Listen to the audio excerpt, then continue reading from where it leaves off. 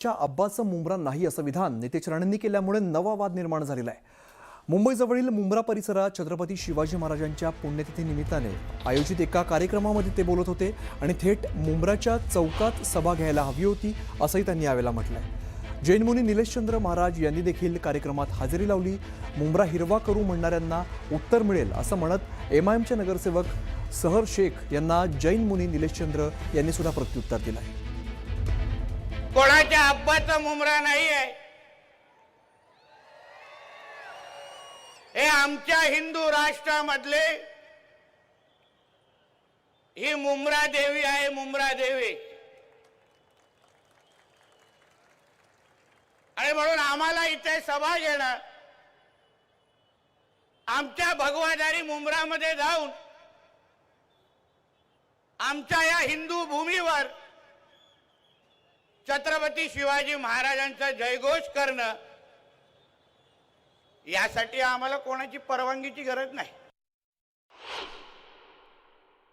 तरी छत्रपती शिवाजी महाराजांच्या हा पुण्यतिथी या मुंब्रामध्ये जे लोक हिरवापणाचे स्वप्न बघत आहे, त्यांच्या बापानं पण समितलं बघितलं होते, पण छत्रपती शिवाजी महाराजांना त्यांना पण फाळून टाकलं। यही वो भगवा है, यही वो भगवा है। छत्रपति जी शिवाजी महाराज सीने से लगाकर चलते थे। तर जैन मुनींनो वादग्रस्त वक्तव्य करू नका, मराठी पिसळले तर फटके खाल असा इशारा मनोज जरांगेंनी जैन मुनींना दिलाय। मुनी हे आता मुनी राहिलेले नाहीत असाही टोला जरांगेंनी लगावलाय।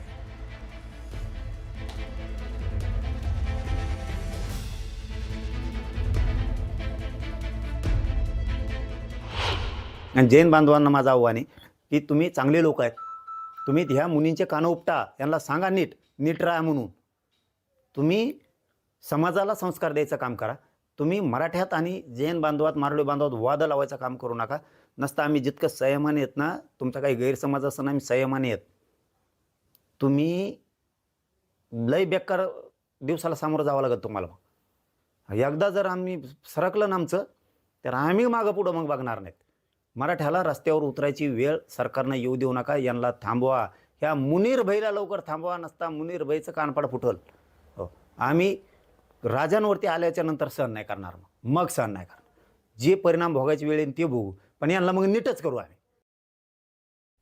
राष्ट्रवादी काँग्रेस पक्षाच्या राष्ट्रीय अध्यक्ष सुनेत्रा पवार यांनी निवडणूक आयोगाला दिलेलं पत्र मागे घेतलं जाणार नाही अशी माहिती सूत्रांनी दिली आहे। 28 जानेवारी ते 10 मार्च दरम्यान आयोगाला झालेला कोणताही पत्रव्यवहार ग्राह्य धरू नये असं पत्र निवडणूक आयोगाला देण्यात आलेलं होतं। अजित पवार यांच्या राष्ट्रवादी काँग्रेस पक्षातील मोठ्या नेत्याने ही माहिती न्यूज 18 मराठीला दिली आहे। पार्थ पवार यांच्या राज्यसभा निवडीत अडचण येणार असल्याने ते पत्र मागे घेतलं जाणार अशी चर्चा होती, मात्र आता हे पत्र मागे घेतलं जाणार नाही अशी माहिती समोर येते।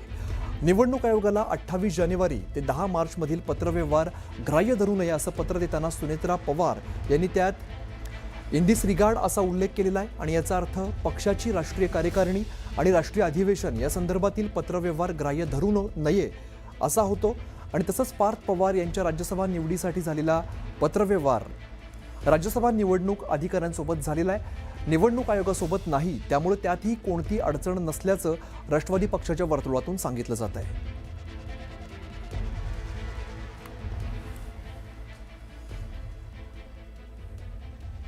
तर राष्ट्रवादी काँग्रेस पक्षाच्या राष्ट्रीय अध्यक्ष सुनेत्रा पवार यांनी निवडणूक आयोगाला दिलेलं पत्र मागे घेतलं जाणार नाही अशी माहिती सूत्रांनी दिलेली आहे। तर 28 जानेवारी ते 10 मार्च दरम्यान आयोगाला झालेला कोणताही पत्रव्यवहार ग्राह्य धरू नये असं पत्र निवडणूक आयोगाला देण्यात आलं होतं।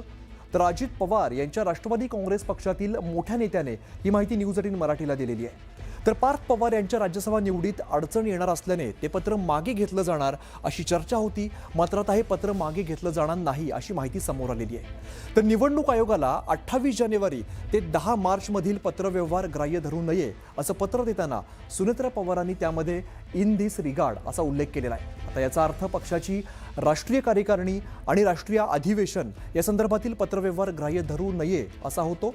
तसंच पार्थ पवार यांच्या राज्यसभा निवडणुकीसाठी झालेला पत्रव्यवहार राज्यसभा निवडणूक अधिकाऱ्यासोबत झालेला आहे। तर निवडणूक आयोगासोबत नाही झालाय, त्यामुळे त्यात सुद्धा कोणती अडचण नसल्याचं राष्ट्रवादी पक्षाच्या वर्तुळातून सध्या सांगितलं जात आहे.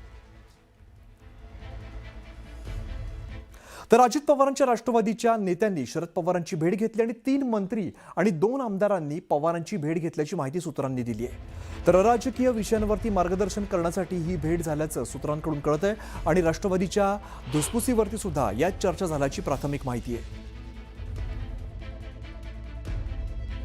दादांच्या राष्ट्रवादीच्या नेत्यांनी शरद पवार यांची भेट घेतली. यामध्ये 3 मंत्री आणि 2 आमदारांचा सहभाग आहे.